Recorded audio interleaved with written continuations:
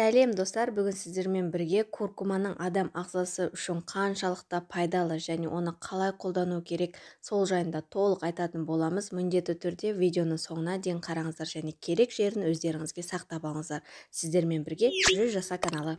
Көптеген адамдар куркуманы дәмдеуіш ретінде қолданады. Алайда бұл табиғи тағамдық қосымшаларды тек тамақ пісіру процесіне ғана емес, сонымен қатар таза күйінде сұйықтықпен бірге қолдануға болады. Сондай пайдалы сусынның бірі куркума қосылған су туралы айтатын боламыз. Бұл дәмдеуіштің құрамында куркумин полифенолы бар. Ол күшті антиоксидант болып табылады. Дәмдеуіш атауы осы компоненттен алынған. Оның құрамында эфир майлар да бар. Сонымен қатар куркумада көмірсулар, майлар, амин қышқылдар, дәрумендер К, Е, Б топтарының және минералды қосылыстар бар. Оған калий, магний, темір, селен, кальций, марганец және тағы басқа да элементтер жатады. Куркуманың құрамындағы қант мөлшерінің себебінен ол калориялық демдеуішке жатады. 100 грамм өнімде шамамен 300 килокалория бар. Дегенмен де оны арықтау мақсатында да жиі қолданады. Сондықтан да көптеген адамдар жақсы көңіл күй және сымбатты дене пішіні үшін де тамақтану мәзіріне осы дәмдеуіштерді қосады. Куркума қосылған су иммунитетті көтереді және де керемет антисептик. Ол ауру тудыратын бактерияларды жояды және ағзаның жұқпаға деген төзімділігін арттырады. Сонымен қатар бұл сусын түйілуді басатын, қабынуға қарсы, жара жазушы және қайта қалпына келтіруші қасиеттерге ие. Куркума тағы қандай ауруларға ем екенін айтатын болсақ, терінің денсаулығын жақсартады.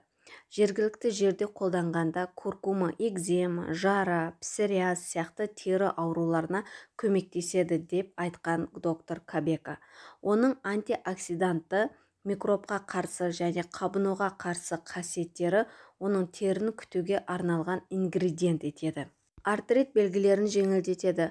Қабынуға қарсы әсері болғандықтан ревматоидты артрит, буын ауруы және остеоартритке көмектеседі. Куркума дәмдеуішінің сулы ертіндісі жүйке жүйесіне, жүрек қан тамырлар қызметіне жақсы әсер етеді.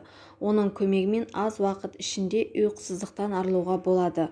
Ол ағзаның күйзеліске қарсы деңгейін арттыруға көмектеседі. Жүрек қан тамырлардың жұмысын жақсартады. Инфаркт, инсульт, артериялық қан қысымының бірден жоғарылауы сияқты аурулардың алдын алады. Сонымен қатар холестеринді төмендетеді, тромбтарды құруға кедергі келтіреді. Гипогликемия және қант диабетіне қарсы көмек. Жүргізілген кейбір зерттеулер куркуманың гипогликемиялық қабілетке ие екендігін көрсетеді, яғни қандағы қант деңгейін төмендетуге көмектеседі. Ішек пен бауырды қорғайды.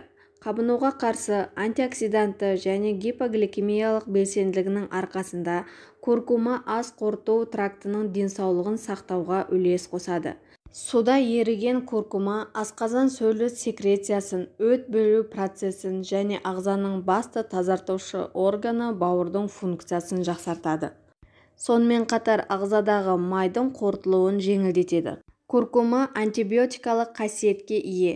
Жоғарыда айтылғандардан басқа, куркума бактерияға қарсы, саңырауқұлаққа қарсы және антипротозоидтық әсерге ие. Бұл кейбір инфекциялар мен паразиттермен күресуге көмектеседі. Сонымен қатар куркуманың тағы бір қызық әсері көңіл күйді жақсартады, депрессия, стрестің деңгейін төмендетеді. Шығыс дәмдеуішінің адам денсаулығына және сымбаттылығына тигізер пайдасы мол, ал дәмдеуішті сумен араластыру арқылы оның калориясын азайта аламыз. Көп ауруға ем бола алатын осы бір сиқырлы сусынды қалай дайындаймыз? Ол үшін бір стакан жылы суды алып, оған жарты шай қасық ұнтақталған куркуманы салып жақсылап араластырамыз. Ертіндіні жылы күйінде қабылдаймыз. Куркуманың мөлшерін сәл көбейтуге болады, бірақ оны ішіп бастағаннан 4-ші немесе 5-ші күні ғана көбейтіңіз. Дәмін жақсартқыңыз келсе, сәл ғана бал қосып ішсеңіз болады. Бұған тағы басқа да ингредиенттерді қосып дайындауға болады. Мысалға лимон, лайм, даршын, зімбір тамыры, қара бұрыш. Бұл қосымша ингредиенттер куркума қосылған судың арықтататын қасиетін арттыра түседі. Ал енді куркума қосылған суды кімдерге ішуге болмайды, яғни қарсы көрсетілімі. Куркума қосылған суды 6 жасқа дейінгі балаларға, жүкті және бала емізетін әйелдерге ішуге болмайды. Сонымен қатар өт қабына тас байланған, асқазанда ойық жарасы бар адамдарға, гастритпен ауыратын адамдарға ішуге болмайды. Бүйрегінде тасы бар, гипотониямен ауыратын, яғни қан қысымы төмен адамдар, гормонды ауытқулары және осы дәмдеуішке аллергиясы бар адамдарға да бұл сусынды ішуге болмайды. Куркуманың тағы бір ерекше қасиеті бұл тромбтардың түзілуінің алдын алады.